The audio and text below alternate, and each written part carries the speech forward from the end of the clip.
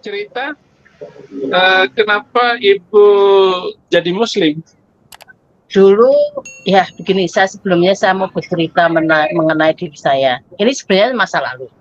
Cuman ini kan bisa menjadi suatu pengalaman hidup bagi semuanya. Iya. Terutama wanita-wanita Kristen ya. Memang saya jujur saya menikah 2 kali ya, Bu.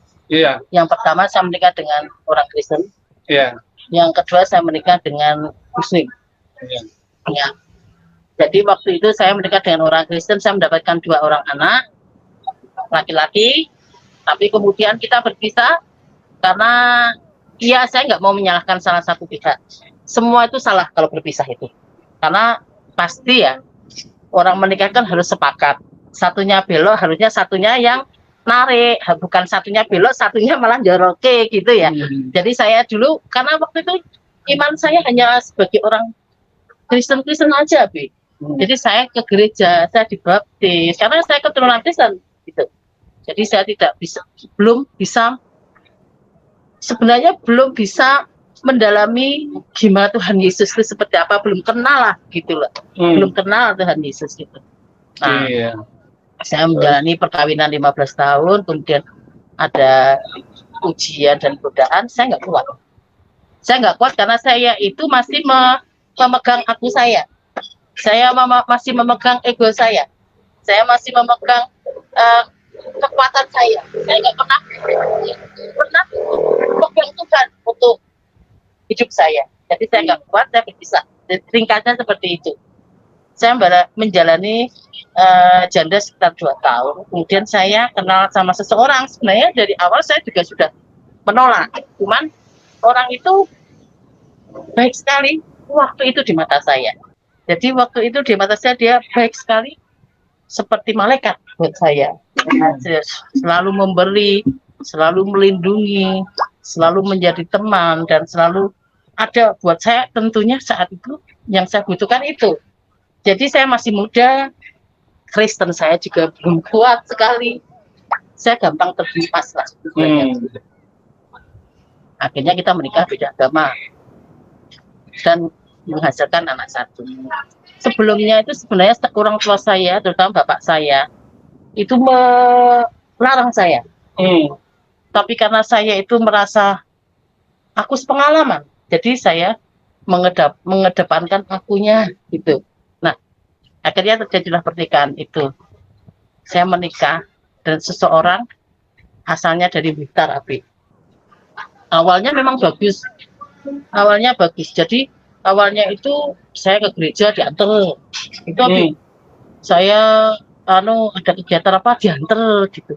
Lama-lama setelah mungkin dia mendalamin ajaran yang nggak tahu ya, itu terus jadi berubah. Jadi saya harus di rumah, saya nggak boleh berbelanja, saya harus mengiyakan apa dia, dan saya dipoligami. Jadi lagi kejadian lagi. Nah, saya merasa loh, apa yang saya cari? Akhirnya saya waktu itu masih megangin erat dia ya. Saya bilang, kok kak iya coba doa kan bising deh saya nggak mau karena ada orang lain. Sekarang kok kamu datang kok seperti ini? Dia bilang dia bergening posisi dengan saya karena saya sudah punya anak dari dia dan dia belum punya anak laki-laki. Jadi saya itu ada bergening posisi. Ya, yowes, kamu tidak saya poligami, tapi kamu masuk Muslim. Oh, masuk Islam. Saya akhirnya karena saya itu sendiri juga malu ya. Orang kawin cerai kayak opo wae kan malu ya. Akhirnya saya ngalah. Saya bilang sama Tuhan, aku ngalah Tuhan. Tuhan tuh kan nggak suka perceraian juga. Saya bilang gitu. Terus kemudian saya mendalami, saya sudah berlatih sholat. Saya sudah menjalani lah. Itu saya sudah diajari ngaji, ini udah. Tapi setiap kali saya ikut pengajian, saya kan sering disetelkan kayak apa pengajian itu ya. Saya berpikir begini, kok angel mendadi wong wedok ya di sini ya. Apa-apa kok dilarang gitu. Saya foto tak taruh di handphone, dilarang, nggak boleh nggak boleh. Terus ikut Abdul Somad. kesalahan orang melihat saya yang kena dosanya. Kok bisa kemen yang wedok di sini? Saya sudah berpikir seperti itu. Tapi saya masih menjalani karena saya itu berada di keluarga gitu ya, Bu. Saya jalanin aja, tapi dalam hati saya itu nggak cocok. Nah, pada waktu sampai suatu saat saya itu tidak cocok dan saya tidak bisa menjalani itu, saya melakukan sholat. Sekarang saya waktu itu sholatnya taat karena memang harus sifat sholat ya. Saya sholat tengah malam itu. Tahajud. Saya itu sholat tengah malam. Saya waktu sholat itu sambil nangis.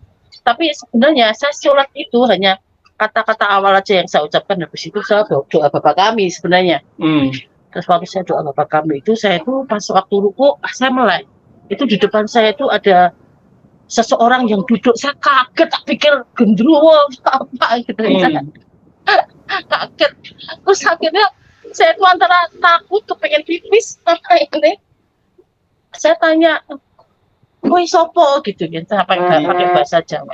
"Kamu siapa?" Terus dia bilang, "Aku sih mbok tangisi bendino." Saya tangisi bendino siapa? Gitu. Saya mikir-mikir, apa Tuhan Yesus? Saya bilang gitu. Kan saya sendiri sebagai orang tua itu belum pernah ketemu sama Tuhan Yesus. Oke. Saya, jenengan apa Gusti Yesus gitu. Apa sing mbok pikir kuwi sing bener gitu. Berarti kan dia Tuhan Yesus. Saya ngewel-ngewel. Saya ngewel-ngewel gitu. Terus dia bilang sama saya itu, "Kowe mulai ning Solo wis tak sediake ladang ning kono. Kowe engko sing garap." Gitu. Saya pasti bingung ladang apa gitu. Disediain ladang apa gitu. Terus wes kowe pokoknya mulai ladang apa. Saya masih berpikir sediain ladang apa ya gitu. Terus habis itu Tuhan Yesus tuh kayak langsung saya itu merem selanjutnya hilang. Terus habis itu saya masih ada keberanian. Terus saya bilang sama suami saya itu, "Saya pengen pulang ke Solo," saya bilang gitu kan. "Yoko yang mulai Solo engkau sih," karena suami saya itu kalau saya pulang ke Solo itu nggak boleh, karena takut saya balik ke sana. Terus dia bilang, "Engkau anak duit," gitu. Nah suatu saat saya tuh nggak tahu kenapa dia ngasih uang sama saya gitu. Ngasih uang sama saya itu maksudnya suruh beli emas-emasan. Kalau itu kan suruh pakai emas-emasan ya, supaya jadi perhiasan wanita. So, saya di kesempatan dia naik duit, aku pulang ke Solo. Saya pulang ke Solo. Nah, waktu saya pulang ke Solo itu bukan ikut Tuhan, bukan langsung enak, enggak. Saya malah nggak punya uang. Walaupun saya ikut bapak saya, tapi saya minta itu kan saya malu. Kalau bapak saya itu jual apa? Malu saya itu. Saya nggak punya uang. Akhirnya saya minta, aku gimana? Oh, Tuhan itu datang lagi dalam mimpi. Carilah kerajaan dulu, nanti semuanya akan kulengkapkan pada itu. Nah, kemudian saya waktu itu kan dikasih bapak saya itu motor keluar gitu. Saya bingung, saya mau ke gereja mana? Karena jujur aja saya masuk gereja lama saya udah malu. Terus akhirnya GKJ saya rasanya gimana ya, malu-malu gitu loh. Nah saya harus dengan kaki melangkah itu saya masuk ke GBI Keluarga Allah. Terus saya ikut kebaktian di sana. Terus ada pengumuman bahwa ada kayak sekolah gitu ya, namanya EPWS di gereja Keluarga Allah itu kan ada EPWS itu Pak. Jadi sebelum pelayanan kita tuh kayak di sekolahin gitu untuk jadi pelayan. Nah, saya langsung aku pengen Tuhan apa ini ya, jalan saya untuk melayani Engkau ya. Besoknya saya daftar hari Senin itu. Herannya itu waktu itu kan ya mantan suami saya itu kan paranormal. Jadi dia tuh sudah ngancam saya. Gue balik ke Kristen itu bakal ciloko, bakal gini gitu. Pas saya itu memang itu kejadian Nabi. Jadi saat waktu saya naik motor itu ya, mau ke gereja itu mau daftar hari Senin itu, saya ingat dari jalan tuh udah di jalan tuh kena apa kayak binatang masuk mata itu, mata saya tuh bengkak satu gitu.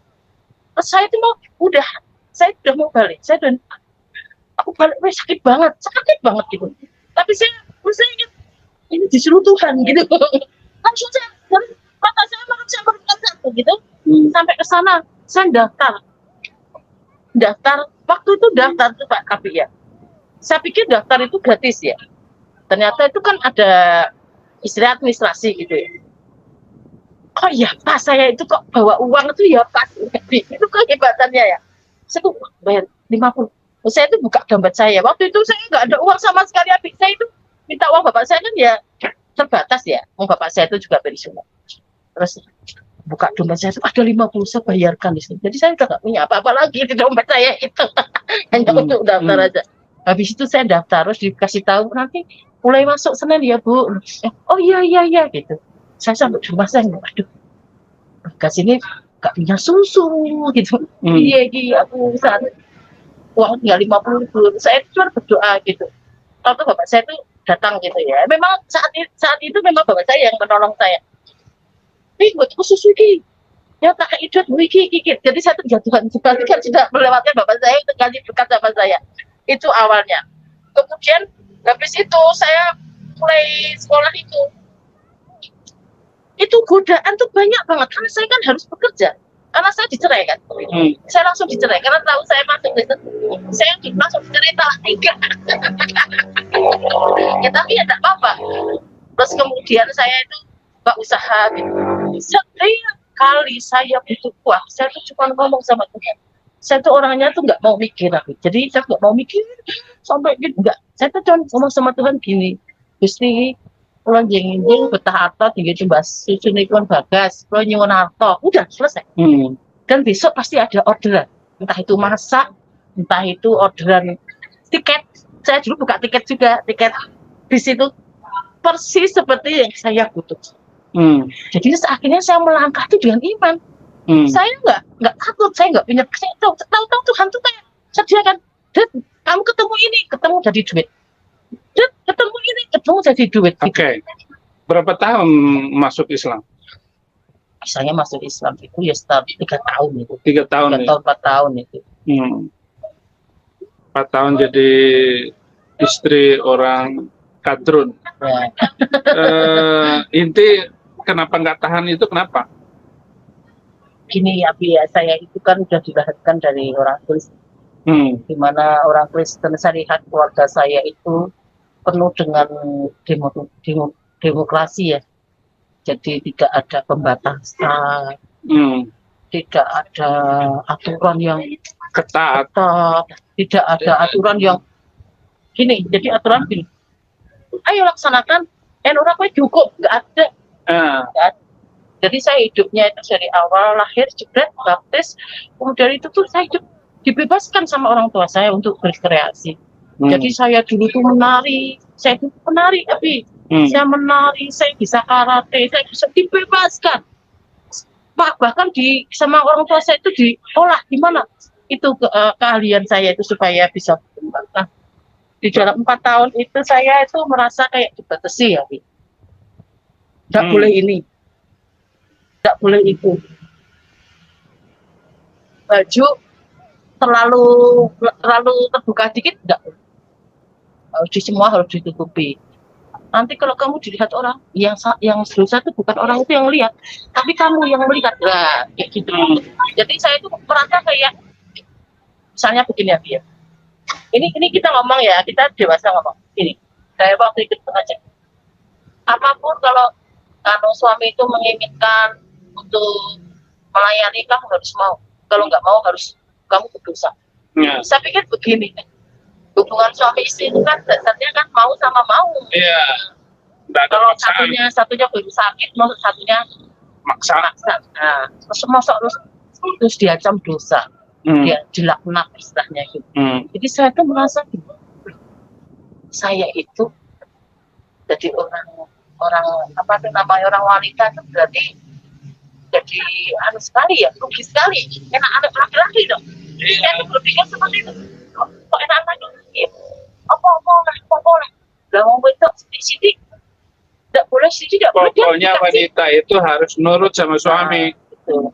Waktu itu pernah saya nekat gini. Saya dilarang, saya nekat gitu kan.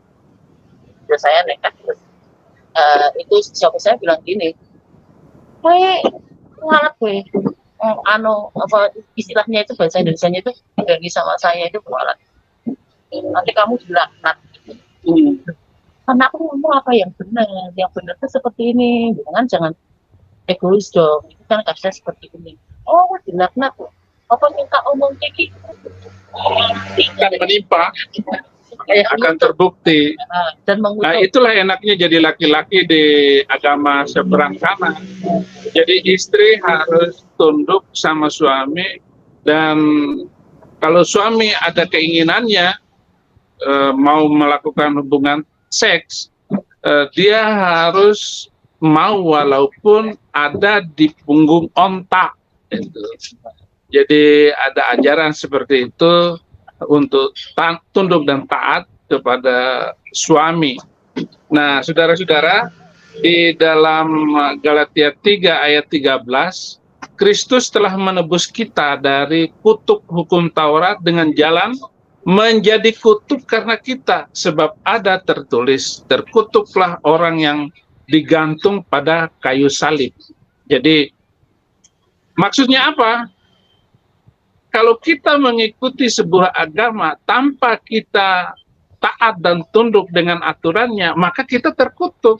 Nah, Yesus mati di atas kayu salib untuk membebaskan dari itu semua, supaya kita tidak terkutuk, karena hukum agama, hukum itu terkutuk. Contoh, kita nggak melakukan dosa, tidak berzina, tidak mencuri, gara-gara kita tidak tunduk kepada suami, masuk neraka kita.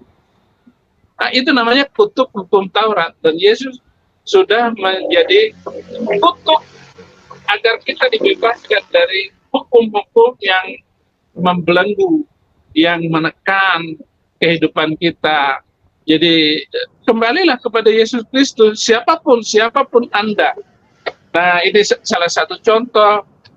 Kanjeng Mami ini mengalami tekanan sampai dia harus meninggalkan kehidupan rumah tangganya dengan kadrun itu, karena memang luar biasa tekanan hidup di bawah laki-laki yang memaksakan kehendak atas kehidupan kita sebagai wanita. Jadi begitu. Nah, itu yang bisa saya komentari dari kesaksian Kanjeng Mami. Terus ada hal-hal yang lain. Sekarang apa yang pelayanan Kanjeng Mami di Solo ini? Ya. Dan berapa orang yang bertobat dari waria, dari memang di Solo ini, saya tahu tempat-tempatnya, tempat WTS itu saya tahu dari dulu, bahkan ada saya mengajar di Wanita Utama. Jadi para WTS yang ditangkap oleh dinas sosial, nah saya mengajar mereka waktu itu, waktu saya masih mahasiswa. Kira-kira cerita, Mami? Ya, setelah saya pelayanan ini, saya jujur aja, untuk saya tertanam dan bertumbuh itu di gereja GBI Keluarga Allah Solo, Pak. Tapi saya punya pelayanan pribadi. Pelayanan pribadi itu yang pelayanan saya pribadi. Kalau pelayanan saya di gereja GBI Keluarga Allah, saya itu adalah koordinator choir singer. Jadi saya grup praise and worship Keluarga Allah, ya. Tapi kalau pelayanan saya pribadi, saya menjangkau jiwa-jiwa yang selama ini sudah hilang. Ya, saya tidak memaksakan untuk masuk ke satu gereja, tinggal dia nyamannya aja. Ya, kita masuk, Pak. Memang kadang itu risih ya. Dulu waktu Tuhan kasih jalan saya, kasih berkat saya itu sebagai terapis, Pak. Terapis pijat, spa, kemudian terapis bekam, ya itu. Nah, sebagai terapis pijat, spa itu tentunya kan klien saya itu ya banyak sekali ya. Ya nyuwun sewu gitu ya. Saya nggak nyebutin, kalau saya udah kasih tanda petik berarti kan sudah jelas ya. Waktu saya memijat itu, saya sering bercerita sama dia mengenai kasih Tuhan, tapi dalam lingkup hidup saya. saya bersaksi kehidupan saya, kemudian gimana. Dalam memijat itu ritmenya kan pelan-pelan itu. Dalam saat itu saya sebenarnya mendoakan dia untuk bisa mau membuka hati, mau biar Roh Kudus datang pada dia. Nah itu ternyata banyak sekali yang tertarik dan bahkan menganggap saya kayak ibunya. Manggil saya juga mami, ya mami, jadi mami. Dan banyak sekali itu. Ya saya terhalangnya itu sekarang karena kasus COVID ini, jadi kan pijat agak saya hentikan karena saya juga takut ya. Bagaimanapun kita kan harus berhikmat, ya, berhikmat. Tetapi kenalan saya sudah banyak dan mereka nyaman dengan saya. Saya mendudukan diri saya sebagai ibunya, konselornya, temannya, kadang tempat curhatnya. Jadi mereka merasa nyaman, mereka merasa tenang dengan saya, terus saya giring. Seperti domba-domba aja. Domba itu merasa nyaman itu kan gampang digiring, kan? Nah, saya giring, ya. Saya kenalkan sama ini ya, yang membuat kita damai sejahtera. Nah, perkara dia menerima apa tidak, itu Tuhan yang berperkara. Saya bertugas di sini hanya mengenalkan. Ya, saya udah kenalkan. Nah, nanti yang bekerja Roh Kudus. Karena mengikut Tuhan itu kan dipilih, bukan memilih. Nah, itulah. Jadi memang ada yang tidak senang, ada yang tidak mau, ya silakan. Yang penting saya mengenalkan tentang Tuhan Yesus yang penuh kasih dan mengenalkan tentang keselamatan yang sebenarnya dicari-cari tapi sudah kita disediakan di depan kita. Itu aja. Nah, tugas saya hanya itu aja. Nah, setelah itu Tuhan, memang beberapa sudah ke saya, salah satunya ini dia baru persiapan untuk baptis. Ya. Saya sekali saya anggap dia sebagai anak rohani. Dia transgender dan dia mau, memang dia belum 100% bisa meninggalkan kehidupannya dia, Pak. Karena itu perlu proses. Tidak segampang orang goreng tahu matang kering dimakan. Tidak bisa. Kita harus deketin dia sebagai ibu. Kita arahkan, dia belok, kita arahkan lagi. Ya memang harus sabar. Tetapi ya, puji Tuhan ada step depan itu baptis dulu. Paling nggak baptis dia sudah terima. Nah, kemudian kita baptis itu. Rencana nanti akan saya arahkan lagi, saya buka lagi wawasannya dia. Lama-lama Roh Kudus itu bekerja sama dengan dia kan sempurna jadinya. Jadi dia akan tahu mana perbuatan yang nggak bagus, mana perbuatan bagus, dan Tuhan pasti buka jalan keselamatan dia. Gitu. Nah, begitu. Luar biasa, saudara-saudara. Yang jelas begini, orang-orang yang meninggalkan Yesus itu akan banyak kesulitannya. Tapi mungkin hukuman Tuhan itu sudah berlalu mungkin karena sudah diampuni. Saya percaya saya sudah diampuni. Sudah diampuni karena balik lagi. Jadi intinya orang Kristen masuk Islam itu pasti kena malapetaka. Kecuali dia balik lagi. Kalau orang itu balik lagi, itu punya kesempatan untuk pengampunan dan kasih sayang Tuhan lebih besar setelah itu. Tapi kalau mengeraskan hati, tetap mengikuti aturan agama, maka karma itu akan menimpa orang Kristen yang meninggalkan Yesus Kristus. Galatia 3 ayat 10, karena semua orang yang hidup dari pekerjaan hukum Taurat berada di bawah kutuk. Sebab ada tertulis, terkutuklah orang yang tidak setia melakukan segala sesuatu yang tertulis dalam kitab hukum Taurat. Jadi hukum agama itu akan merepotkan.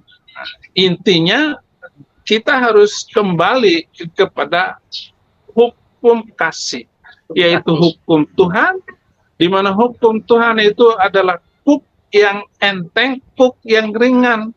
Jadi tidak memaksa ini, maksa itu seperti ajaran agama saya yang lama. maka Yesus Kristus membebaskan itu semua. Kalau firman ada di dalam kamu, kamu ada di dalam firman, maka kamu merdeka. Merdeka karena kita tidak berada di dalam hukum kutuk Taurat. Itu yang terjadi atas saya, dan saya begitu lega, hati saya tidak tertekan lagi dengan mental harus melakukan kewajiban ini dan itu. Kristen itu adalah ajaran yang memudahkan kita. Jadi begitu Iya. kayaknya ya, Mami. Dan saya itu setelah balik ke Kristen lagi, hati saya lebih damai. Nah, Saya kehilangan kebebasan dulu. Sekarang sudah damai lagi. Saya bisa melayani, saya bisa berkarya, saya bisa mencari berkat dengan baik. Jadi kayak suatu apa ya, hidup baru. Hidup baru lah. Jadi ya beginilah jalan cerita hidup saya. Tidak akan saya sesali. Dan saya selalu mengatakan ini pada semua, bahwa jalan hidup saya seperti ini. Tapi saya bangga, saya punya Tuhan Yesus yang bisa saya andalkan setiap waktu, setiap detik, setiap saat, dalam keadaan apapun. Jadi hubungan saya dengan Tuhan Yesus itu sudah seperti apa ya?